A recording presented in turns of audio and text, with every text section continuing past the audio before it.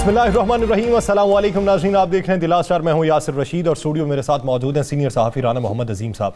नाज़रीन, ये वो दिन है जब पाकिस्तानी सियासत के अंदर मजीद भूंचाल आने वाला है। पाकिस्तानी सियासत में गर्मा गर्मी देखने में आ रही है। अपोजिशन जिस हद तक पर उम्मीद है कि तहरीक अदम एतमाद उनकी कामयाब हो जाएगी तो उसे आखिरी मराहिल में अब अहम बैठकें कर रहे हैं, तो दूसरी जानिब हुकूमत भी पुरएतमाद दिखाई देती है। अब पुरएतमादी हमें दोनों तरफ से दिखाई देती है। देखना यह है कि तुरब का पत्ता किसके हाथ में है, अपोजिशन के हाथ में या हुकूमत के हाथ में। अपोजिशन कहती है इत्तेहादियों के बगैर भी हमारे नंबर गेम्स पूरे हो चुके हैं। बिलावल भुट्टो भी इसका दावा कर चुके हैं। जबकि अगर बात की जाए स्पीकर पंजाब असेंबली की तो वो ये कहते हैं इतनी बड़ी हंडिया चढ़ी है, उबाल आएगा, उसके बाद पता चलेगा कि हंडिया में क्या कुछ है। तहरीक अदम एतमाद के हवाले से अपोजिशन की मेल मुलाकातें और हुकूमत की पुरएतमादी, इसके पीछे मुहर्रिकात क्या है? अगर देखा जाए पाकिस्तान पीपल्स पार्टी का लॉन्ग मार्च, जिसे अवामी मार्च का नाम दिया गया, तो बिलावल भुट्टो जरदारी ने हुकूमत को अल्टीमेटम दे दिया है। जबकि वजीर आजम इमरान खान तंबीह की है अपोजिशन को कि अपोजिशन को कुछ नहीं मिलेगा, यह माफिया है जिसके साथ मैं मुकाबला कर रहा हूं, ये एनआरओ चाहते हैं, एनआरओ नहीं मिलेगा। वजीर आजम इमरान खान की पहले गुफ्तगू मुलाहिजा करते हैं। आप चोरों के ऊपर फूल फेंकेंगे, आपके मेन लोग नैब के कोर्ट पे जा रहे हैं, फूल फेंक रहे हैं, एक झूठ बोल के वो बाहर भागा हुआ है, अरबों रुपए की प्रॉपर्टीज में बैठे। हम कहते हैं रियासत मदीना एक ये जहाद का नाम है। कानून की हुक्मरानी कायम करना जहाद है, क्योंकि आपका मुकाबला माफियाज के साथ है। वो नहीं कानून के नीचे आना चाहते, वो एनआरओ लेना चाहते हैं, वो आपको ब्लैकमेल करते हैं कि हम आपको चलने नहीं देंगे जब तक हमें छूट ना दो।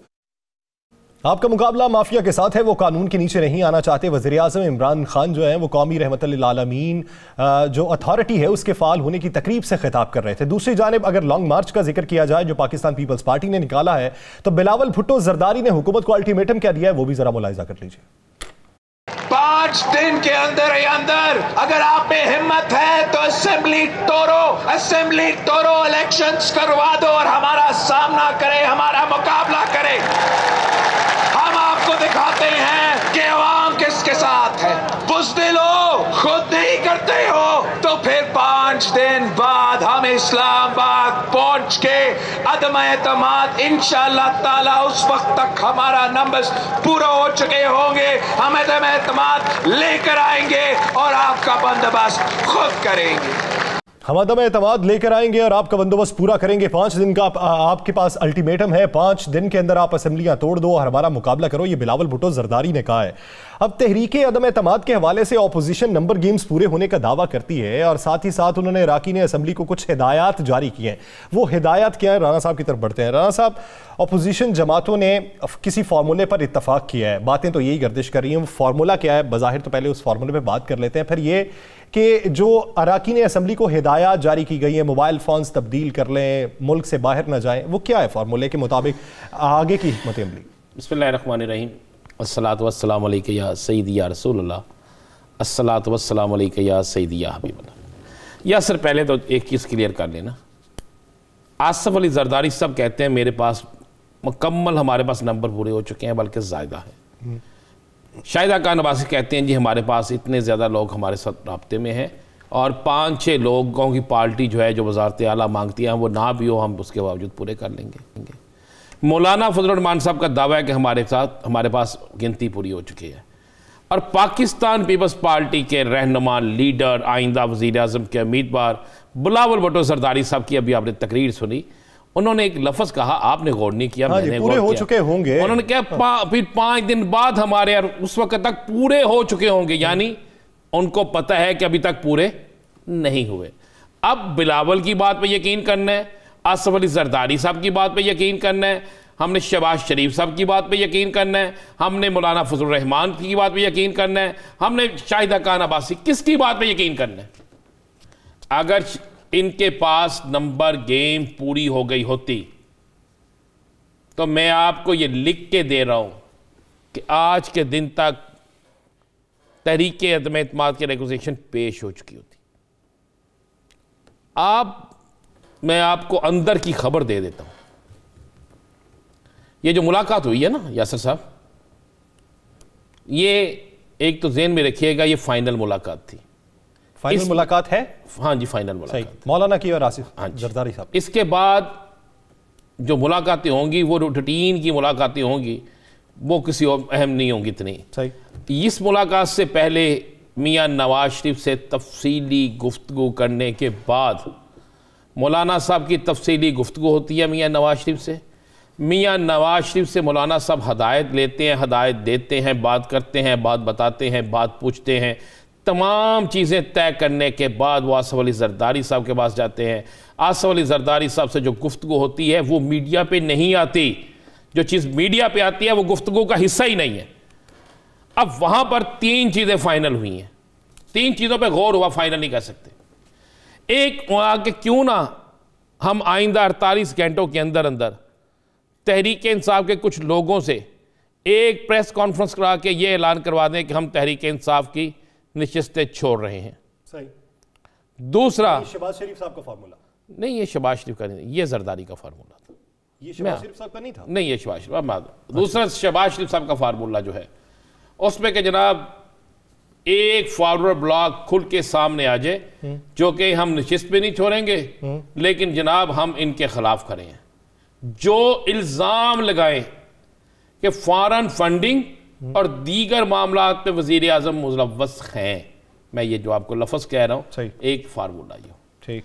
तीसरा इन्होंने कहा कि इस तरह करें कि इनके लोगों को इनके साथ ही रहने दें, एंड टाइम पे पार्लियामेंट के अंदर सफ़ों में तब्दीली कर दें। सही। अच्छा, ये 3 चीज़ें डिस्कस हुई। अब वहाँ पे हुआ कि हम डिस्कस कर रहे हैं, यानी इसमें इत्तेहादियों वाला ऑप्शन बिल्कुल क्लोज हो चुका? नहीं, बिल्कुल नहीं क्लोज हुआ। अच्छा। और ये 3 फार्मूले मैं आपको बता रहा हूँ, 3 ऑप्शन पे गौर शुरू हो गया। ठीक। और ये कहा गया कि बाहर हम कहेंगे हमारा स्कोर पूरा है, हम रेकोजेशन भी पेश कर देंगे। सही। लफ्ज़ मैं आपको जो बता रहा हूँ कि हम रेकोजेशन भी पेश कर देंगे, और अगर किसी जगह स्कोर कम हुआ तो फिर मौलाना साहब और नवाज शरीफ साहब की धुआंधार एक प्रेस कॉन्फ्रेंस होगी कि अदारों ने मुदाखलत कर दी और अदारों की मुदाखलत की वजह से इतने लोग हमारे गायब हो गए, फ़ोन आ गए फलां जगह से फलां गए, ये जो है बात चलेगी। अच्छा, वो फ़ोन किसका कहाँ से कौन कर रहा है ये हमेशा ही इसी का राज रहता है। कहते सारे हैं, पता सबको होता है, बताता कोई नहीं। मतलब कभी कोई कहता है कि जो न्यूट्रल हो गए तो इनको फ़ोन आ गया, न्यूट्रल नहीं हुए तो किसी और को फ़ोन आ गया। उसके बाद हुआ कि अच्छा जी ये तो हो गया, हम बंदे भी बुला लेते हैं, बंदे आ भी जाते हैं। कहाँ ठहराएंगे? ना भी छांगा मंगा है, ना मरी है हमारे पास, ना हमारे पास वहाँ पे कलाम बहरीन ऐसी जगह है कि जहाँ पे गवर्नमेंट तो उनकी है। जब आपकी गवर्नमेंट होती है भाई छांगा मांगा मरी, यहाँ किसी जगह भी आप ठहरा सकते हैं। तो फिर तय हुआ कि जनाब हम लोगों को 3 जगहों पे रखेंगे, इस्लामाबाद, पिंडी और मरी में, और उसमें पेशावर में। अच्छा। और जो तहरीक इंसाफ के लोग हम तोड़ेंगे या जो इत्तेहादी तोड़ेंगे उनका नाम होगा मेहमान परिंदे। अच्छा, कोड वर्ड भी होगा जी, मेहमान परिंदे। फिर कहा गया जो हमारे अपने जिन पे शक है उन्होंने कहा हमें 21 लोगों पे शक है। अच्छा, अपने भी 21 लोगों पे इन्होंने लाइन लगाई हुई है, 21 लोगों पे शक है। वो बागी परिंदे होंगे? नहीं, बागी परिंदे नहीं, उन्होंने कहा जी वो जो होंगे उन्हें कहा जाएगा अपने मेहमान। अच्छा, वो बागी नहीं होंगे, अपने मेहमान। यानी ये मेहमान है, किसी और तरफ ना चले जाए। तो जो अपने मेहमान हैं, हर मेहमान को जो है, हर 2 मेहमान जो है एक शख्स के ज़िम्मे डाले जाएंगे। वो उन्हीं के घर में रहेंगे। नए टेलीफोन, नई सिमें, नए मोबाइल, नई सिमें होंगी। व्हाट्सएप पे गुफ्तगू होगी, कोई व्हाट्सएप के अलावा गुफ्तगू नहीं करेगा। और गुफ्तगू में यही कहा जाएगा किसके पास कितने परिंदे हैं, मेहमान परिंदे किसके पास हैं, अपने परिंदे किसके, मेहमान किसके पास हैं। ये सारी चीज़ें ये कोड होगा। अब उसमें राज़दार की तहरीक अदम एतमाद कम, कबूतरबाजी ज़्यादा। तो ये नहीं, देखें ये जैसा भी होता है ऐसा ही होता है। देखें मेरे जो ज़राए मुझे कह रहे हैं मैं आपको वो बता रहा हूँ। हमारे लिए पाकिस्तान के अरकान असम्बली इंतहाई सब मोहतरम है और हर शहरी मोहतरम है, जो भी मुंतखब है हमारे लिए तो मोहतरम है ना, बिल्कुल हमारे लिए मोहतरम है। हम हमारी तरफ से जिसकी मर्जी हुकूमत आए, जो इस मुल्क के लिए बेहतर है वो होना चाहिए। लेकिन यासर मैं आपको एक अंदर की बात बता दूँ, इन सारी कोशिशों, गुफ्तगू और सारी मेहनत के बावजूद भी हुकूमत के अहम तरीन हल्के जो हैं इस कदर मुतमिन है कि मैंने अपनी सियासी तारीख में अगर किसी के खिलाफ अदम एतमाद आती हो तो इस कदर उसे मुतमिन नहीं देखा। अगर किसी के खिलाफ अदम एतमाद 4 दिन बाद आती हो तो किसी दूसरे मुल्क का सदर वहाँ पे आके इस तरह एग्रीमेंट नहीं करता, इस तरह मुआहदे नहीं करता।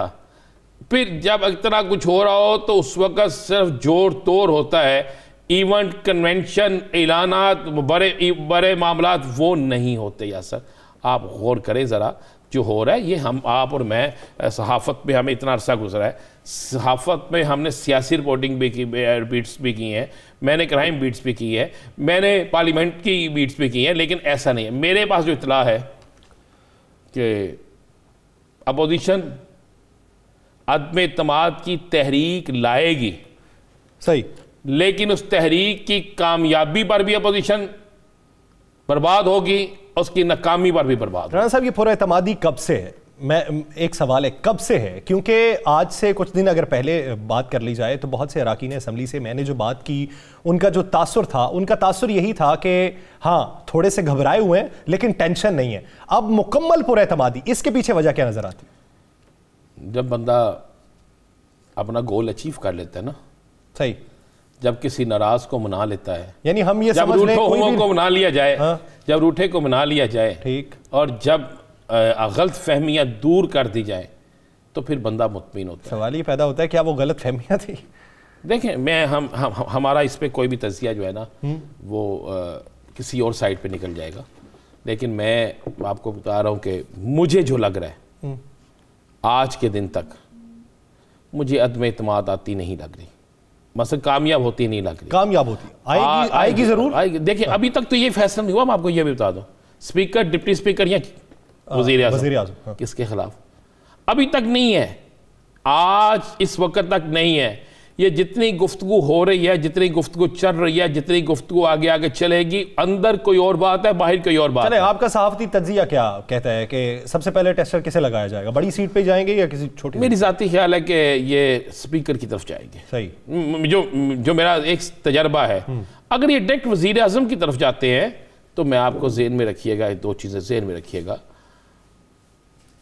स्पीकर की पसंद नापसंद हो सकती है, इमरान खान की ज़ात पे कंप्रोमाइज बहुत कम करेंगे पीटीआई के लोग। सही, मैं ये आपको बिल्कुल, यानी अगर उसमें नाकामी होती है तो फिर अगले इलेक्शन में भी तो इनका जो स्टांस होगा वो उसको भी तो धचका लगेगा ना अपोजिशन। आप मुझे एक बात बताएं, अपोजिशन ने 3 दिन से क्या शोर किया हुआ है?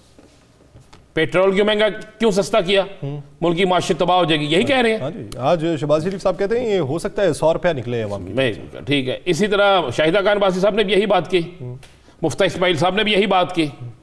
मुझे बात बताएं, फिर ये आगे मान ले कोई भी हुकूमत आगे, वो क्या करेगी? महंगा करेगी। जारी बात है, 26 रुपए 80 पैसे की सब्सिडी कौन देगा? महंगा करेगी। अगर महंगा करेगी तो गालियां किससे खाएंगे? अवाम से। जिंदाबाद मुर्दाबाद के नारे कहाँ से होंगे?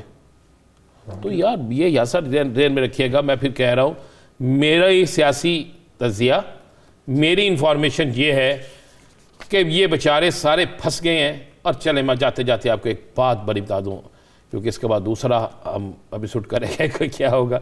आपको एक बात बता दो, नवाज शरीफ और मौलाना में होने वाली गुफ्तगू में मियाँ साहब ने ये कह दिया मौलाना साहब को कि मौलाना साहब आखिरी हद तक भी पीपल्स पार्टी पे यकीन नहीं करना, जब सारी गेम आपके हाथ में हो तो फिर यकीन कीजिएगा कि कुछ होना है।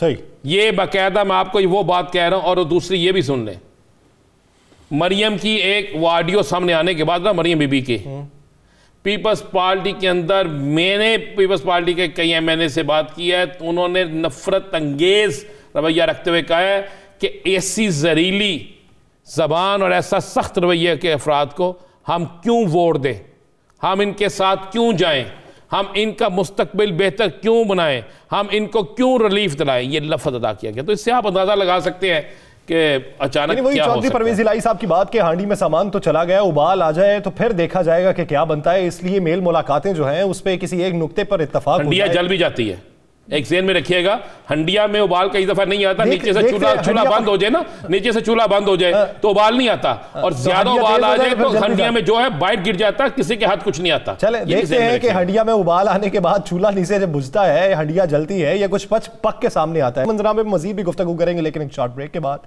कहीं नहीं जाएगा शहबाज।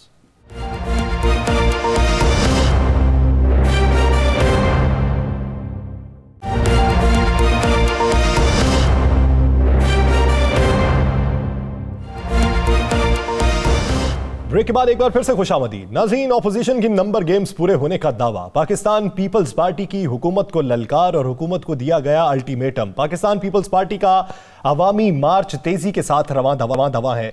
अवामी मार्च के समरात पाकिस्तान पीपल्स पार्टी की तवक्कुआत के मुताबिक किस हद तक आते हैं और पाकिस्तान पीपल्स पार्टी की तहरीक अदम एतमाद के लिए जिद्दोजहद जो है वो ऑपोजिशन जमातों के साथ और अपने तई वो किस हद तक कामयाब पाकिस्तान पीपल्स पार्टी को दिखाई देती है और हुकूमत की पादी ऑपोजिशन किस नजर से देखती है, इसी बारे में बात करने के लिए हमें ज्वाइन किया है पाकिस्तान पीपल्स पार्टी के रहनुमा कादिर मंदोखेल साहब ने। कादिर साहब बहुत मशकूर हैं आपके वक्त के।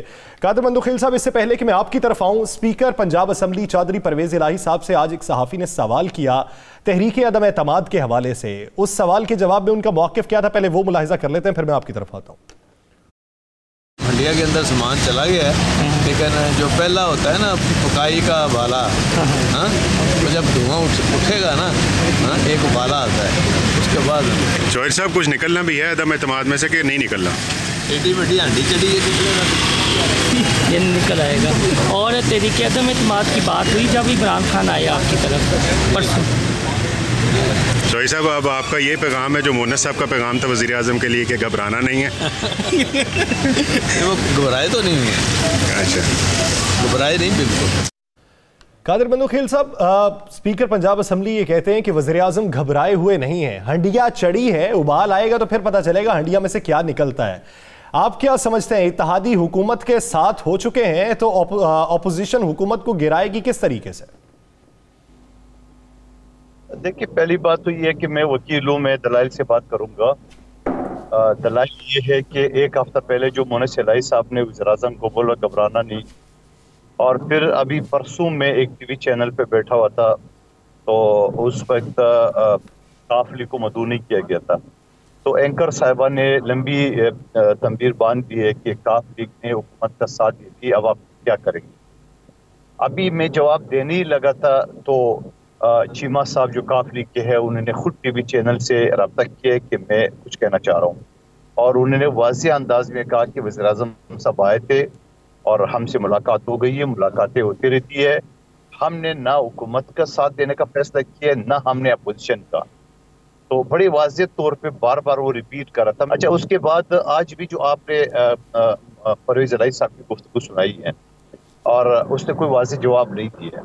अब दूसरी तरफ आप मुझे एक बात का जवाब देते, जब एक शख्स हुकूमती इत्तेहाद का स्पीकर है और उसको बेटा वफाकी वजीर है, और तो उसमें तो कोई दूसरी बात कंफ्यूजन की तो बात ही नहीं होनी चाहिए। भाई हम हुकूमत के हिस्सा है, हुकूमत के साथ है, वजीर है, स्पीकर है, तो फिर जो बात जो सवाल जो किसी जर्नलिस्ट ने सवाल किया उससे जवाब तो वजह नहीं दी है, मतलब ये नहीं बोला कि नीचे उसको कोई फिक्र कर, जैसे उसके बेटे ने कहा। तो इन चीजों से अंदाजा लगा ले, मैं एहतराम करूंगा उसकी राय का, जो भी उसका राय होगा, लेकिन हमारे लिए सिर्फ काफ लीग नहीं है, हमारे लिए बाकी जो इत्तेहादी पार्टी वो भी है, हमारे लिए खुद जहांगीर तरीन जो उसके ग्रुप का है वो भी है, हमारे लिए खुद परवेज खटक साहब जिसने दावा किया कि मैं एक अलग ग्रुप रखता हूँ, उसने 2 दिन पहले बात की कि 7 MNA मेरे साथ है अपोजिशन के। तो ये सारी चीजों के बावजूद हमें तो 162 हमारे पास है, जमात इस्लामी 2 आजाद और बाकी हमने 7-8 जो ना लेने हैं, यानी 172 हमने टच करना है। अब आप मुझे बता दें, इतनी सारी लंबी चौड़ी बात के बावजूद चाहे एमक्यूएम जो बैठी हुई है उसकी कल शाम का प्रेस कॉन्फ्रेंस आपके सामने चौधरी परवेज इलाही की गुफ्तगू आपने खुद सुनाई, जो आपके नाज़रीन ने वो खूबी अंदाजा लगा सकते हैं। अच्छा कादर साहब, कादर मंदोखेल साहब, मान लिए इस बात को, क्या आपके पास स्कोर पूरा है? मैं कहता हूँ जो स्कोर हमें रिक्वायर्ड उससे डबल है। अगर आपके पास अगर आपके पास स्कोर डबल है तो फिर बिलावल भुट्टो जरदारी साहब के आज के खिताब में ये क्यों कहा गया कि जब हम इस्लामाबाद पहुंचेंगे तो उस वक्त तक हमारा स्कोर भी पूरा हो चुका होगा? क्या वो ला इल्म थे?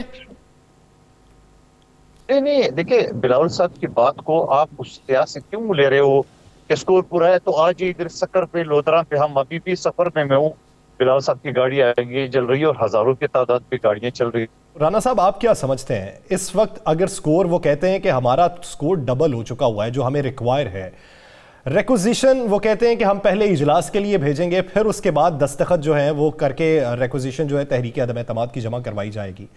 ऑपोजिशन का लॉन्ग मार्च, पीपी का बिलखुसूस, अगर इसे ऑपोजिशन सपोर्ट करती है तो लॉन्ग मार्च से सियासी फायदा क्या होगा? देखिए, लॉन्ग मार्च से पीपल्स पार्टी को सियासी फायदा है। अगर आप इससे कहें कि पीडीएम को नहीं, अगर मुस्लिम लीग नून को नहीं, अगर जमात इस्लामी को नहीं, मौलाना फजलुर रहमान को नहीं, एएनपी को नहीं, ये फ़ायदा सिर्फ पाकिस्तान पीपल्स पार्टी को है। देखिए, एक बात तो हमें माननी चाहिए कि बिलावल भुट्टो जरदारी एक नौजवान है, पढ़ा लिखा है, दुनिया की हर साइश मौजूद है, मगर इसके बावजूद सुबह से लेकर शाम तक वो इसी फिक्र में रहता है, कोई बीमार हो, कोई फौत हो जाए, किसी का एक्सीडेंट हो जाए, किसी का मसला हो, सबको फ़ोन करना, सबके साथ हरियत ड्राफ्ट करना और उसके बाद एक लंबी एजिटेशन शुरू करना। इसका क्रेडिट हमें बिलावल को देना चाहिए। और इसका क्रेडिट जब हम बिलावल को देते हैं तो फिर बिलावल भुट्टो जरदारी जो हैं वो इसका, इस पूरे मार्च का क्रेडिट अगर किसी को मिलेगा तो वो पाकिस्तान पीपल्स पार्टी को मिलेगा। आप गौर करें ना, देखें उनकी हिकमत अमली बड़ी बेहतरीन है। हुकूमत पे वो प्रेशर बना रहे हैं, वो उस शहर से दाखिल हुए हैं जो जनूबी पंजाब है। आज की उनकी तकरीर क्या थी कि जनूबी पंजाब सूबा बनना चाहिए, नहीं सेक्रेटेरिएट चाहिए, नहीं वजीर चाहिए, नहीं यहाँ पे फलां चाहिए, सूबा चाहिए। और आज उन्होंने वहाँ पे नारे भी लगवाए।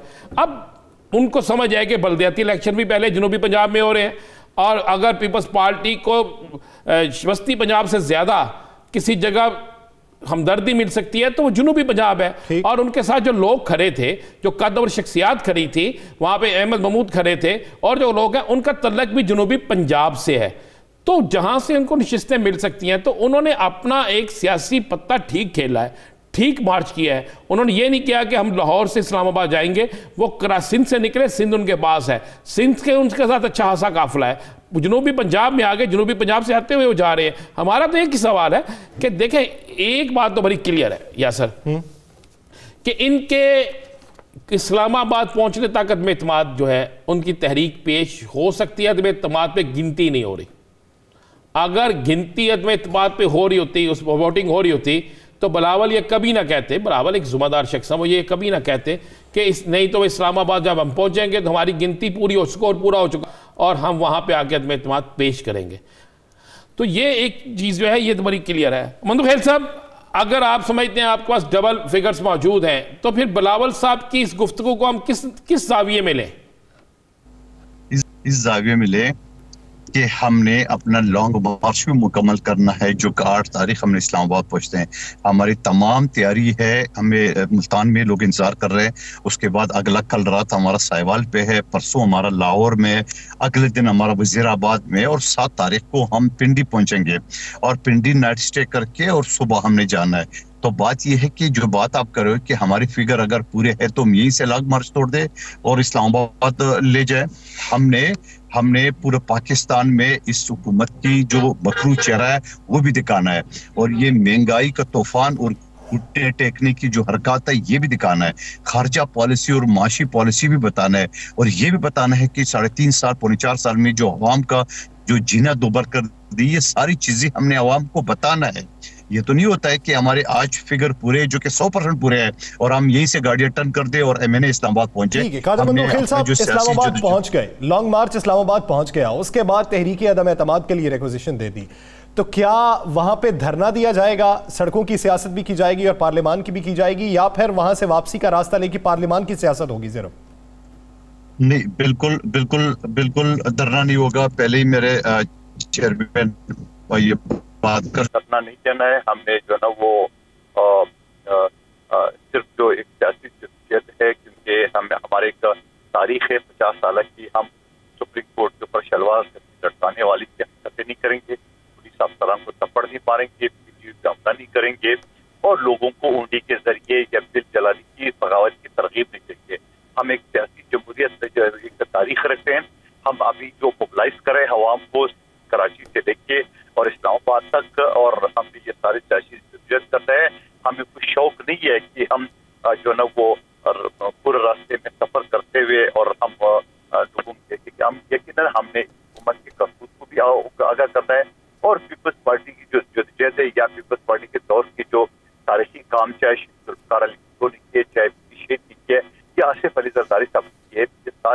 भी आवाम को देना है, हमने आवाम को मोबिलाइज भी करना है। और जैसे ये सारी चीज हो जाएगी तो हमारे 8 मार्च का प्रोग्राम है।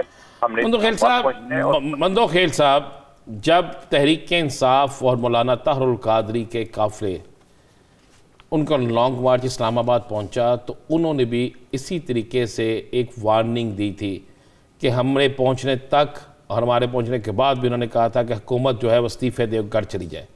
उस पर पाकिस्तान पीपल्स पार्टी और दीगर सियासी जमातों ने इसे पार्लियामेंट पर हमला करार दिया तो इसे गैर अखलाकी बात कही थी। तो आज आपने भी धमकी दे दी है कि अगर आप वहाँ तक ना आए तो फिर हम अदम एतमाद लाएंगे। तो फिर माजी में जो चीज़ गलत थी वो आज दुरुस्त किस तरह होगी?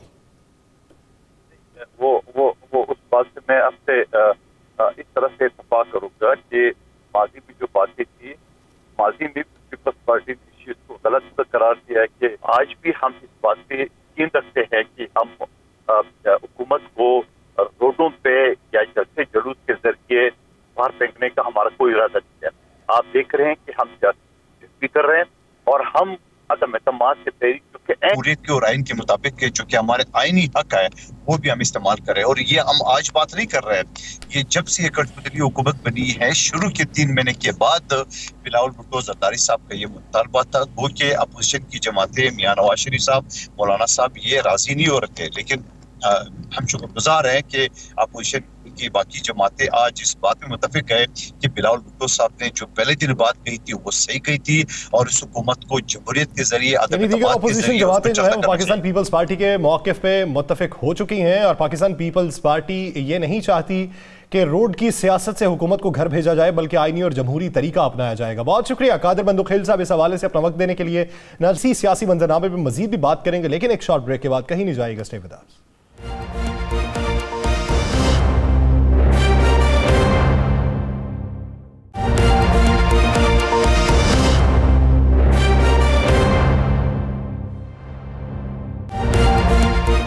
ब्रेक के बाद एक बार फिर से खुशामदीद नाज़रीन। तहरीक अदम एतमाद, पाकिस्तान पीपल्स पार्टी का लॉन्ग मार्च, अपोजिशन की एजुटेशन, अपोजिशन की मुलाकातें, अपोजिशन की पुरएतमादी, ये सब कुछ एक तरफ, हुकूमत की पुरएतमादी की वजह क्या है? हुकूमत ने अपने थिंक टैंक्स को क्या हिदायत जारी की हैं? हुकूमत के रहनुमा जो है वो आने वाले दिनों में सियासत में इस्तेहकाम लाने के लिए और पाकिस्तान तहरीक इंसाफ को मजबूत करने के लिए क्या प्लानिंग कर रहे हैं?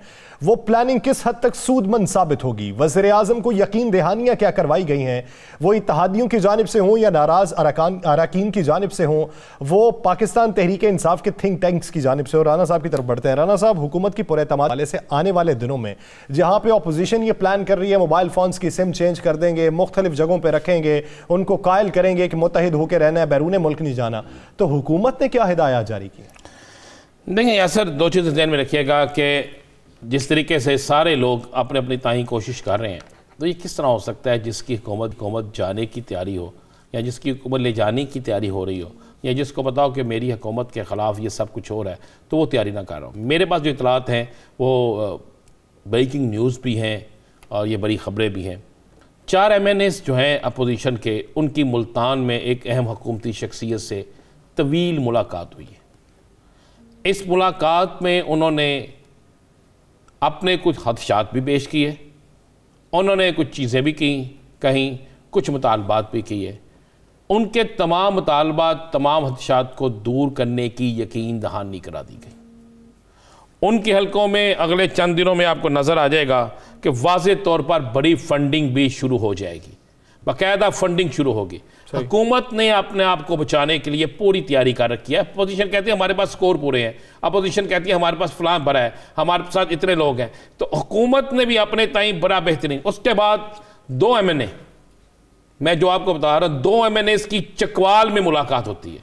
ये भी हुकूमती अपोजिशन के लोग हैं, इनकी चकवाल में मुलाकात होती है एक अहम हुकूमती ज़िम्मेदार से जो वहाँ पे यकीन दहानी करवाते हैं कि हम इस मामले में आपका साथ देंगे। उसके बाद एक फोटोहार से तल्लक रखने वाला MNA जो है वो इस्लामाबाद में F11 में मुलाकात करता है हुकूमती एक शख्सियत से और उस मुलाकात में भी मामला तय हो जाते हैं। ये तो वो लोग हैं जो साबका नहीं थे, जो नए हैं, जिनको कुछ यकीन दहानियां चाहिए थी। इनमें से चले मैं आपको बता देता हूं, नहीं फिर तो ये इनमें से ना जो आने वाले दिनों में पीटीआई के टिकट पे ही इलेक्शन लड़ने वाले देखें, इनमें से अभी तो इनमें से देखें आने वाले टिकटों में लड़ते हैं कि नहीं। इनमें से 3 जो हैं उनके भाई या बेटे आइंदा बल्दियाती इंतखाबात में बड़ी सीटों पर उम्मीदवार होंगे और उनको हुकूमती सपोर्ट मुकम्मल चाहिए होगी जिसका वादा कर लिया गया है। अगर आपको ये मैं तीनों चीज़ें चारों बड़ी खबरें आपको दे रहा हूँ या सर, ये तो हुकूमत अपने ताईं 19 से 21 लोगों को टारगेट कर चुकी है कि इनको तोड़ा जाएगा। ये तोड़ने का मकसद है कि हो सकता है वो एंड टाइम पे गायब हो जाएं, वो किसी और जगह चले जाएं, वो अपनी लॉबी बना लें, वो इस अदम एतमाद का हिस्सा ना बने। देखें, अब अदम एतमाद जब पेश होनी है तो 172 वोट जो है, 172 अरकान असम्बली जो हैं वो अपोजिशन को शो करने बनने हैं, हुकूमत को नहीं। हुकूमत उस सूरत में होगी जब आप हुकूमत को कहेंगे एतमाद का वोट लें। ये सूरत हाल जो है यासर इस वक्त हुकूमत अपने टाइम काम मुकम्मल कर चुका है और इसमें हुकूमत जो है मैं कह रहा हूँ कि मैंने ज़िंदगी में बड़े सियासी मामला देखे हैं, लेकिन इस तरीके से इस यकीन के साथ कि आज के दिन तक भी हुकूमत जो है उसको कोई खौफ नहीं है। ऐसी पुरएतमादी किसी हुकूमत की नहीं देखी। तहरीक एतमाद का शोर हो, अपोजिशन भी पुरएतमाद हो, तो हुकूमत उस पे ज्यादा पुरएतमादी दिखाए। पुरएतमादी की वजह क्या है? आने वाले दिनों में अगर एजुकेशन की पॉलिसी यही चलती है, तहरीक अदम एतमाद आती है, तो फार्मूला हुकूमत के पास क्या होगा? इसी बारे में बात करने के लिए पाकिस्तान तहरीक इंसाफ की रहनुमा कमल शोजब साहिबा ने हमें ज्वाइन किया है। कमल साहिबा बहुत मशकूर हैं आपके वक्त के। कमल साहिबा, एक तरफ अपोजिशन कहती है इत्तेहादियों की हमें जरूरत ही नहीं, इत्तेहादी हमसे जो कुछ मांगते रहे हमें उनकी जरूरत ही नहीं है, नंबर्स हमारे पूरे हो चुके हैं, हम इनके बंदे तोड़ेंगे, तुरप का पत्ता हमारे पास है। हमें अब कैसे पता चलेगा कि तुरप का पत्ता किसके पास है? अपोजिशन के पास है या हुकूमत के पास है? बिस्मिल्लाहिर्रहमानिर्रहीम। Thank you very much Yasir, और राना साहब ने भी काफ़ी अपने इनपुट दिया है। थोड़ा सा मैं भी कोशिश कर लेती हूँ कि कुछ आपको सियासी तज्जिया दे सकूँ। देखिए, कल से मौलाना साहब ने आके, जो खुद असम्बली का हिस्सा नहीं है और उनके बहुत ही मुख्तसर या क्या कहते हैं उंगलियों पे गिनने वाले भी मेंबरान पार्लियामेंट में नहीं बैठे हुए, उन्होंने आके हमें डेडलाइन दे दी। उन्होंने कहा हुकूमत के पास सिर्फ 48 घंटे हैं। तो मैं जरा याद दिला दूं कि 48 में से 24 घंटे गुजर चुके हैं, 24 अब मौलाना के पास रह गए हैं उनकी डेडलाइन के। आज बिलावल जो मार्च लेकर अपने सिंध में से निकल रहे थे, उन्होंने वहां खड़े होकर कहा वजीर आजम के पास 5 दिन है, 120 घंटे ये हो गए। खुर्शीद शाह साहब ने कहा 3 दिन है, 72 घंटे ये हो गए। और शहबाज शरीफ साहब ने अभी घंटों की गिनती स्टार्ट ही नहीं की है। तो पहले तो ये पॉइंट आप चेक कर लें कि ये इनके घंटे, दिन, मिनट शुरू कब हो रहे हैं। देख लेना, आप इंटेंसिटी चेक कर लें। 11 मसालों की जब चार्ट होती है और 5 इंजन होते हैं एक किसी ट्रेन के, तो उनकी स्पीड, उनका डीजल, पेट्रोल सब फर्क होता है, उनके घंटे भी फर्क हो जाते हैं। तो पहली तो यहां से आप अंदाजा लगा लें। अच्छा, अब ये कहते हैं कि जी नवाज शरीफ की पार्टी कह रही है या शहबाज शरीफ की कि हम तो कल या परसों जो है वो जाके तहरीक जमा करा देंगे। वो बेचारा वो जो चला हुआ है वहां से चीख के जिसका हलकान हो गया है बिलावल, और दूसरों को बुजदिल के नारे लगवा रहा है। वो कहता है जब मैं आऊंगा, जब हम आएंगे तो सब अगला काम होगा। तो अभी तो मेरी बात सुने, इनको तो अभी अपनी लाइन लेंथ नहीं पता है, इनको स्टार्टिंग पॉइंट और फिनिशिंग पॉइंट नहीं पता, इनके पास कोई एजेंडा नहीं है। ये एक हांडी जो आज बता रहे थे ना चौधरी साहब, वो देग इन्होंने पकने रखी हुई है और 11 उसके कुक हैं। हमने बचपन में सुना था कि too many cooks spoil the broth. इधर तो 11 के करीब जो है वो कुक हैं और उसके बीच में हर डिफरेंट किस्म का चौधरी साहब ने ये भी तो कहा था कि हंडिया बड़ी है, गोश्त के गलने का फर्क पॉइंट होता है। चले कमल साहब, हंडिया तो जनाब गलती है या नहीं? हंडिया उस दिन रख दी थी जिस दिन वजीर आजम ने अभी ओथ नहीं उठाया था, उस दिन से ये हंडिया चूल्हे पे ही पड़ी हुई है। चले मुझे ये बता दें कि उनका जो दावा है कि हमारे पास तहरीक इंसाफ के कुछ लोग हैं, आप बताएं या ना बताएं, मुझे भी कुछ पता है। आपके पास कितने लोग हैं उनके? चले ये बता दें, आप इसको, उनकी दावे को छोड़ दें, अपना बता दें कि आपके पास मुतबादिल तैयारी क्या है। राना साहब आप बहुत समझदार आदमी है, बेवकूफ नहीं, मैं भी कोई नहीं। मुझे ये बताएं, पाकिस्तान की तारीख में आज तक अदम एतमाद एक दफा आई थी और वो उसमें भी अपोजिशन के जो 4 लोग थे वो हुकूमत के साथ चले गए थे और अड़ी जुड़ी सी हुकूमत थी। इस मुल्क की हिस्ट्री चेक कर लो जे ते फिर मेरे को सवाल पूछना हुकूमत छोड़ के जो है ना आखिरी मिनट तक कोई नहीं जाता। करने का तो आपकी हुकूमत दावा करती है कि आपने बहुत से इदारों में इस्लाहात लाई हैं, आपने जो दहाइयों में इदारे तब्दील नहीं हो सके आपने किए हैं, तारीख तब्दील नहीं कर सकी उसे। अगर तब्दीली वहां पे हुई है तो तब्दीली की यहां पे भी तो उम्मीद रखें ना। अब माजी का हवाला दे के आने वाले दिनों की अगर हिकमत अमली तरतीब ना दें तो उससे बड़ी बेवकूफ़ी और क्या होती है। देखें, तब्दीली का दावा तो अब हमारी अपोजिशन भी कर रही है और मान भी गई है। और बरमला, राना सनाउल्लाह हो, एहसन इकबाल हो, बिलावल हो या मौलाना हो, अपने मुंह से तब्दीली मान रहे हैं कि जनाब हमें फोन आने बंद हो गए हैं। और अंसार अब्बासी साहब ने तो लिख के भी स्टैंप कर दिया है। तो तब्दीली तो हमने की है ना, रिफॉर्म्स भी की हैं और आईनी इस्लाहात का फायदे भी आपने देख लिए हैं। हुण असीं इन्हां नूं नसण नहीं देना जे। ये अपने मुंह से बातें कर रहे हैं और आपके चैनल ने इसको रिकॉर्ड किया, ये क्लिप बना के रख लीजिए। ये जिस दिन ये देख खुलनी है ना और जो ख्याली पुलाव की और इसकी खुशबू फैलनी और थाली के बैंगन लेफ्ट राइट हुए तो फिर जो बदहजमी होनी है वो फिर आप लोगों ने सबने ही वो महसूस करनी है। अच्छा जी, एक सूरत में अगर ये आते हैं और आके अपने रिक्वेजिशन पेश करते हैं तो क्या आप लोग इसके लिए तैयार हैं और इस रिक्वेजिशन पे फौरी जो कानून के मुताबिक काम होता है वो करेंगे? असी राणा साहब तैयार नहीं, हम तो आवाजार हो गए हैं। मैं तो इनको कब से कह रही हूँ हुण आ भी जाओ, बस भी कर दो। ये घोड़ी कब चढ़ेगा वीर साडा, आ जाओ, मेहरबानी करो, आओ जमा कराओ। ये तो हम आ रहे हैं, हम आ रहे हैं, हम आ रहे हैं कर करके मर गए। मैं तो आपको यही कह रही हूँ कि ना तारीख बताते, ना दिन बताते, ना सन बताते हैं। वो पिछले साल आर या पापार और फिर इस्तीफे और फलाना ढमाका इतना टाइम हमारा जाया कर देते हैं। पूरी दुनिया इस वक्त न्यूक्लियर वॉर के बारे में बातें कर रही है, हमारे यहाँ हम सारे किन की बातें कर रहे हैं, सिर्फ डाइग्रेस करते हैं। सारा पैकेज जो वजीर आजम ने दिया था उससे इनको बदहजमी हो गई है, उसको ये डाइग्रेस करने के लिए, अपनी बदहजमी और पेट का दर्द दूर करने के लिए ये रोजाना आके नए तमाशे कर लें कि कहीं लेकिन कमल मीडिया वो डिस्कस न कर ले कि आवाम को रिलीफ मिल गया। सूरत हाल में जो पूरा एतमादी है वो पूरा एतमादी की एक बड़ी वजह इत्तेहादियों के साथ फिर से मेल मुलाकातें तो है ना। काम की बात एक सुन ले, पहले मेरी जुमला पूरा करें फिर अगला सवाल पूछे। मैंने कहा काम की बात भी कभी कर लेनी चाहिए। वो उसी अवाम जिसकी महंगाई के रोने रो रो के इनके जमीन आसमान के कलाबे कुए हुए थे, आज वो सब खत्म हो गया है। अब उस पैकेज पे एतराज हो गया कि दे क्यों दिया है। तो इस बदहजमी का इलाज यही है कि इनको कावा शावा पिलवाएं, इन तिलों में तेल कोई नहीं है।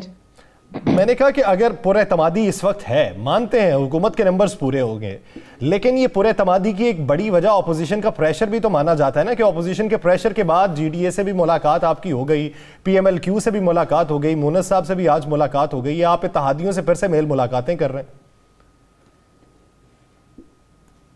देखिए, हमारे इत्तेहादी हमारे साथ 3.5 सालों से ट्रेजरी बेंचेस पे बैठे हैं, वो क्या काबीना का हिस्सा है। वजीर आजम हर मंगल को काबीना की मीटिंग करते हैं और ये इत्तेहादी वहां पर मौजूद होते हैं अपने एजेंडा और अपनी मिनिस्ट्री की कार्रवाई के साथ। ये परसेप्शन बना हुआ है कि जी इत्तेहादियों से मिल नहीं रहे हैं या इत्तेहादी ऑन बोर्ड नहीं है। हमारे अच्छे टर्म्स हैं तो हमारे इत्तेहादी हमारे साथ चल रहे हैं। इस तरह का ये प्रेशर टैक्टिक्स इनको लग रहा है कि ये प्रेशर है, प्रेशर तो इनके ऊपर आ गया है। वो देखे ना सिंध में शोर मचा मचा के और सारे सिंध के वसाइल इस्तेमाल करके हुकूमत के, तो वहां रौला डालता फिर है बेचारा। वो अब देखें मार्च में जो मार्च होने जा रहा था वो उसमें भी डेट इनकी डिवाइड होगी। कोई कहता था 23 मार्च, उसने 27 को ही शुरू कर दी। अब नून लीग उसमें से गायब है, मौलाना उसमें से गायब है, वो लॉन्ग मार्च सिर्फ बिलावल मार्च हो गई है। तो प्रेशर तो रिवर्स में जा रहा है भाई। मैं आपको बता रही हूं कि वजीर आजम के पैकेज को हजम करने और गायब करने के लिए ये तारीखों का और ड्रामा और अल्टीमेटम का बहाना शुरू कर दिया है। इन बेचारों को ये समझ नहीं आ रही कि अगर तहरीक अदम इत्तेमाद लानी है तो स्पीकर के खिलाफ लाएं या वजीर आजम के खिलाफ लाएं। और उसका एक कानूनी नुक्ता है जो मेरे ख्याल में राना साहब बेहतर पहले बयान भी कर चुके हैं।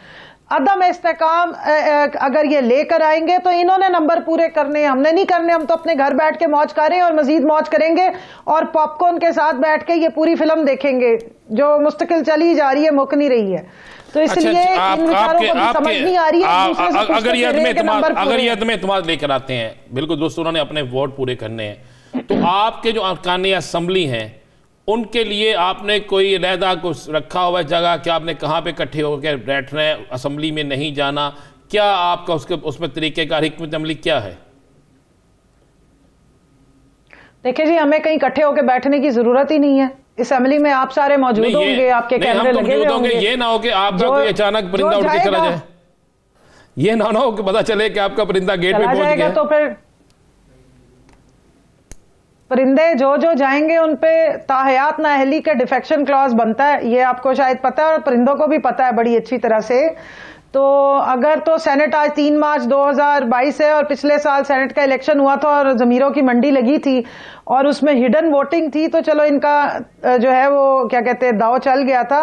ये ओपन वोटिंग में ये वाला ड्रामा नहीं चल सकता और जो अदम इस्तेकाम है उसके डायनामिक्स बहुत फर्क है। उसमें हुकूमत ने अंदर बैठ के जाके इवन अगर ये स्पीकर का भी इलेक्शन कराने की कोशिश करेंगे, सवाल ये है कि पाकिस्तान पीपल्स पार्टी के लॉन्ग मार्च पे हुकूमत ये राय रखती है कि मार्च से कुछ नहीं निकलने वाला। दोबारा कराएं, मेरा सवाल है कि सिंध हुकूक मार्च से क्या कुछ निकलेगा? मुझे सिर्फ स्पीकर का बता दें। नहीं, आप करें, आप कमल साहब आप जवाब दें, आप बिल्कुल दें जवाब, आप दें जवाब। हाँ देखें, अदम इस्तेकाम में स्पीकर का बार बार नाम ले रहे हैं। अगर स्पीकर के खिलाफ भी ये लाएंगे वोटिंग के लिए, इनको अपने बंदे पूरे करने हैं, हमारी जरूरत नहीं है वहां पे जाके वोटिंग कराने की। तो इतने भी कोई बेवकूफ नहीं है, ये नेशनल असेंबली के मेंबरान है और सारा भावता जानते हैं, प्लस माइनस उन्हें पता है। जहां तक सिंध हुकूक मार्च की बात है, आपने वहां देख लिया वही नवाबशाह है जहां पे 5 दिन तक 5 लाशें 3 दिन तक जो है वो बेयारो मददगार पड़ी रही और जरदारियों की सरजमीन पे जो हालात थे वो सबको पता है। तो वहां पे पिसी हुई अवाम है, सिंधी अवाम का सत्यानाश किया हुआ है जरदारी फैमिली ने। आपने वहां ओवरवेलमिंग रिस्पांस देख लिया। हमारे साथ तो वहां हुकूमत भी नहीं है, हमारे तो वो बोर्ड बैनर सब हटा देते हैं। जहां से हमारी मार्च गुजरती है वहां से वो सारी दुकानें बंद करवा देते हैं, लाइटें बंद करा देते हैं, पानी छोड़ देते हैं गटर का, लेकिन बंद कुछ नहीं ज्यादा कामयाब होता है। बहुत शुक्रिया कमल जोसेफ साहिबा इस हवाले से अपना वक्त देने के लिए। नाज़रीन, द लास्ट 4 से मुझे और राना अजीम से इजाजत। अपना बहुत सा ख्याल रखिएगा। अल्लाह निगहबान।